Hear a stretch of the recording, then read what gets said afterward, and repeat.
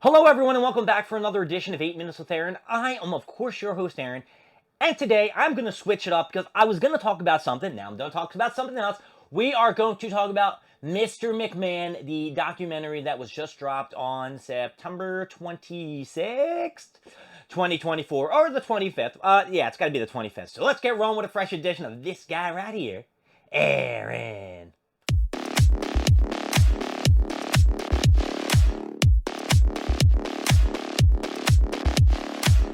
So I was able to watch the Mr. McMahon documentary on Netflix. I did binge it, of course. I went to work yesterday. I went to the gym. I came home. I chilled out on the couch, and I said, let's just watch this son of a bitch in entirety. I'm going to learn something new that I had no idea about. What is this documentary that's going to be so shocking? So, big revelations coming out of this that everybody was waiting for it. And to be honest with you, it was a letdown. If this documentary was to show me anything, it was nothing. Nothing at all. As a wrestling fan, and I've been a wrestling fan for at least 30 some odd years of my life, I have to say that I know everything that this documentary was about. Maybe this documentary was made for the non-casual wrestling fan who doesn't know the ins and outs of the business. And when I mean the ins and outs of the business, I'm not talking about what happens backstage and all the other crap.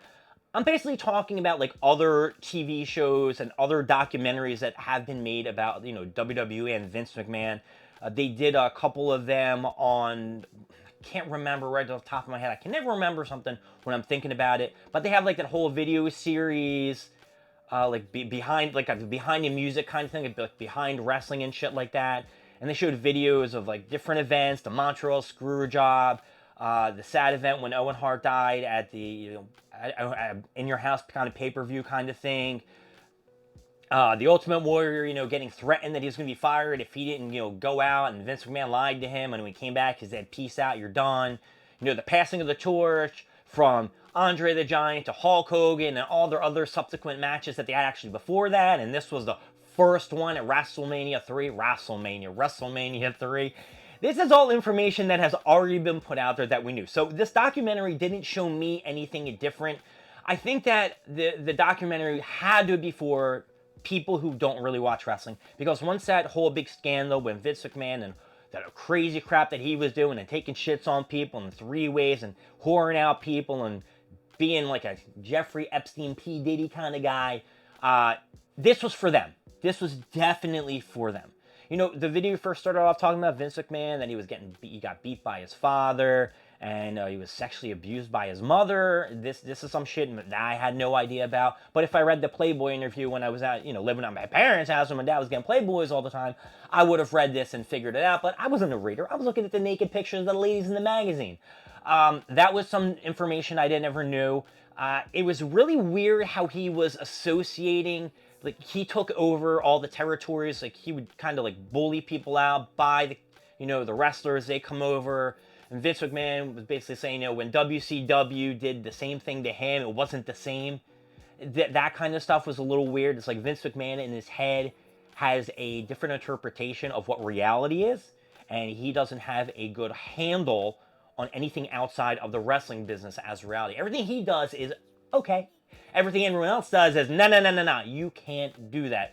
But, it was kind of sad in the sense to see, like his creations like Hulk Hogan and Macho Man King Randy Savage and all these other people when they left ship and went to WCW, and how hurt he was as a person. That kind of like pulled at my heartstrings a little bit, because as, when I was younger, this was all happening and I didn't really know what was going on. I was watching, WWE, of course. I was watching Shawn Michaels and Bret Hart and Diesel and, everybody else, Six, before he was X-Pac and things like that, or 133 Kid, Stone Cold Steve Austin. It was all great. It was all great back in WWE. I didn't know the real hardships that were going on, how upset and this. And do I care? I cared a little bit, but you know what? I don't know. I guess I can't care because, as he stated before, it's all business. So if it's all business, brah, you need to take a chill pill and be like, all right, well, this is business. People are shitting on me now. I shitted on a bunch of people. But Vince McMahon never thought of it like that. He was basically just this dude. No. He's not basically was this dude, because he's not, he didn't die. Vince McMahon is just basically a businessman, and I think Paul Heyman put it beautifully at the end of this whole series. He said that the WWE or wrestling is the machine, and Vince McMahon is just the thing that keeps it powering. That WWE basically got its claws in Vince McMahon and is just that's it. Like, he even stated, you know, in recent interviews and shit like that, because he said, you know, they touched base on some extramarital affairs that Vince McMahon did have, and he's like, you know, whatever. Like, whatever. If it was not WWE or wrestling related, he didn't give two shits about nothing. He fired his own kids. His kids were like put at like the bottom of the totem pole when it came to wrestling. His kids knew it. His wife knew it. That's basically what it is. Everybody knew that Vince McMahon was a businessman, and this is what this motherfucker did. You know, if you were gonna cross the boss, you're screwed. He held your life in your hands. And, they've had Tony Atlas on various ones, and Tony Atlas ain't going to hold back. He basically put it clear, too. He said, you can't complain to nobody, because who are you going to complain to? Vince McMahon? Vince McMahon don't give a shit. What's he going to do? Oh, this happened backstage. Vince McMahon's like, I don't fucking care. Boo, boo, boo. Go cry someone else. I'll find someone to fill your spot. That's the thing about wrestling. It's like, there's always someone who can replace you. And I think a lot of the WWE superstars know that. I mean, Triple H knew that. That's why he, like, when they did the whole hug and the click shit, that he continued everything that he did. He bit the bullet. He took the brunt of the, of the shit that had to hit the fan in the sense. And you know what? He went through it, and look where he is now. He's doing great. But overall, I know I went on a tangent and talked about little bits and pieces. But yeah, that's all they really talked about in this film, was him growing up, him taking over the territories, Hulk Hogan jumping shit to WCW, Eric Bischoff talking about WCW and the WWE back and forth.